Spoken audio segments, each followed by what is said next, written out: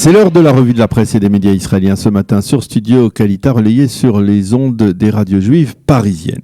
Un peu plus de 24 heures après que le Conseil de sécurité de l'ONU ait opposé une fin de non-recevoir assez cinglante à la résolution palestinienne condamnant le plan de paix américain de Donald Trump, eh bien l'ONU, toujours elle, mais sous une autre instance, a décidé de prouver qu'elle restait malgré tout le siège international de la haine ou de l'opposition anti-israélienne. En effet, le tristement célèbre Conseil des droits de l'homme de l'ONU a publié hier soir sa liste noire des 112 sociétés israéliennes et internationales qui sont installées en Judée et en Samarie, selon lui, en violation avec le droit international. Une publication qui a provoqué la colère dans l'ensemble de la classe politique israélienne, une colère qui s'étale ce matin à la une de tous les quotidiens israéliens. La honte de l'ONU, titre le Israël Hayom en accompagnant ce titre d'une menace claire de la part des Israéliens. Ceux qui nous boycotteront, nous les boycotterons à notre tour. C'est ce qu'a déclaré Benjamin Netanyahou en réaction à cette annonce. Et en page 2, le Israël Hayom cite également le Premier ministre qui a déclaré, au lieu de s'occuper sérieusement des droits de l'homme, l'ONU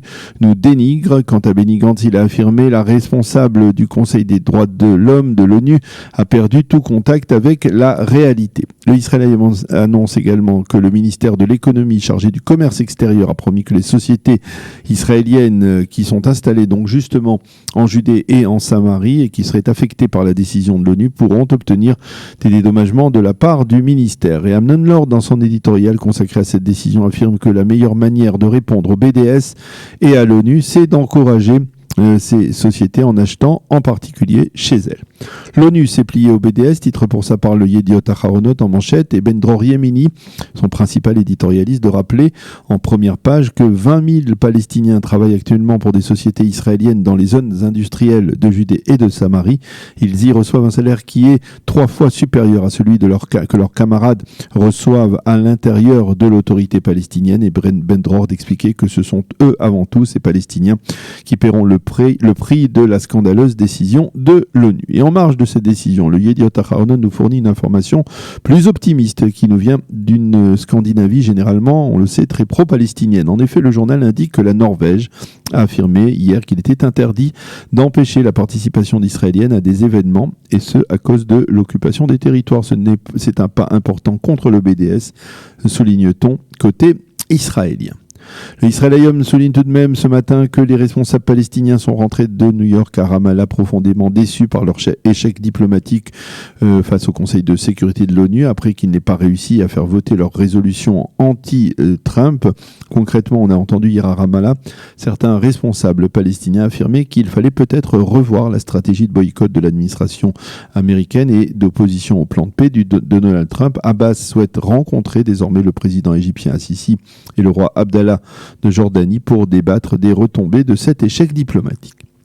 L'autre titre que l'on trouve dans la presse israélienne ce matin se rapporte à la désignation des 3 juges qui scelleront le sort de Benjamin Netanyahou et qui siégeront donc dans le tribunal qui va juger le Premier ministre dans ses affaires judiciaires, les dossiers 1000, 2000 et 4000 après les élections du 2 mars prochain. Il s'agit de celle qui sera la présidente du tribunal, Rivka Feldman-Friedman, de son adjoint Oded Shacham et de Moshe Barham. Tous les quotidiens dès hier soir, également les journaux télévisés, soulignent que 2 des 3 juges, Feldman-Friedman et Shacham, sont considérés comme particulièrement sévères et intransigeants dans les dossiers de corruption.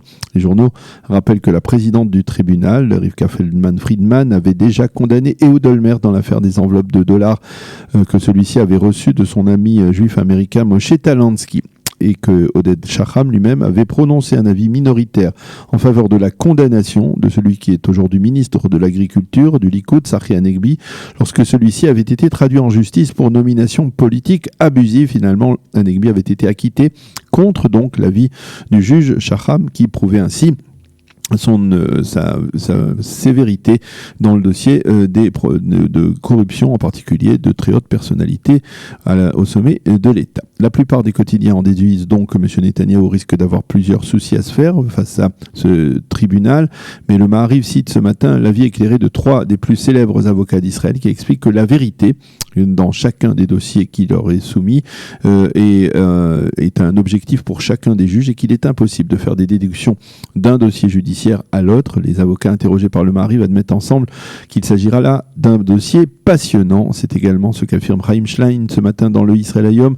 Ne comparez pas le procès Olmert avec celui de Netanyahou, écrit-il avant d'exprimer son entière confiance en ces trois juges. Hier, la chaîne 12 a expliqué que le procès pourrait durer plusieurs années. C'est la raison pour laquelle, d'ailleurs, le président du tribunal de district de Jérusalem, le juge Aaron Farkash, a décidé de ne pas présider ce tribunal. Il prend sa retraite dans 3 ans et apparemment considère donc que le procès durera plus longtemps que cela. La campagne électorale maintenant avec un titre que l'on retrouve en page d'ouverture du site du Maariv. 24 heures après qu'Ayelet Shaked ait promis que son parti Yamina ne siégera que dans un gouvernement dirigé par Naftali Bennett, son alter ego, le ministre de la Défense Naftali Bennett, a fait hier une déclaration en ce sens. Nous ne siégerons pas dans un gouvernement qui n'instaurera pas la souveraineté israélienne sur les localités de Judée et de Samarie. Le Yediot Aharonot lui fait un point auprès des principales formations politiques et il indique que leur stratégie au cours des prochains jours et des prochaines semaines sera double. Tenter d'abord dans les prochains jours de faire pression sur les différentes minorités comme le sionisme religieux, comme la communauté des originaires d'Éthiopie ou même la communauté francophone, et parallèlement investir un maximum d'efforts et de moyens pour la journée électorale du 2 mars prochain et pour faire en sorte que le taux de participation soit particulièrement élevé. Au Likoud par exemple, on est persuadé que c'est là la clé de la victoire. Et en marge de ces développements, les réseaux sociaux nous annoncent que dimanche, Binyamin Netanyahou s'adressera directement à la communauté francophone lors d'un meeting électoral qui se tiendra dans un hôtel de Jérusalem. Les quotidiens israéliens continuent à se préoccuper du sort des 15 Israéliens à bord de ce que la presse appelle désormais la croisière du Corona, qui est à proximité des côtes japonaises et qui est en quarantaine, si l'on peut dire. Ce matin, l'optimisme, ou au moins l'espoir, grandit après que le ministère israélien des Affaires étrangères ait décidé de donner suite aux appels pressants lancés par ses passagers. Le ministre israélien s'est tourné vers les autorités japonaises, leur a proposé de faire descendre à terre ces Israéliens sous haute surveillance médicale et ensuite d'envisager de les rapatrier en Israël. Le ministre de la Santé, Yaakov Litzman, a parlé à ces Israéliens par Internet et leur a promis que si l'un d'eux était contaminé, bien il sera alors rapatrié soigné en Israël, pas au Japon, a-t-il dit. Le Israël Hayom cite d'ailleurs le couple Shimon et Shalva Dahan qui sont à bord de ce bateau et qui remercient les autorités israéliennes pour s'être mobilisées ainsi en leur faveur. Nous apercevons la lumière au bout du tunnel, ont déclaré donc Shimon et Shalva Dahan, qui sont donc à bord de ce paquebot à proximité des côtes japonaises. Voilà, c'est la fin de cette revue de la presse et des médias israéliens ce matin sur Studio Kalita.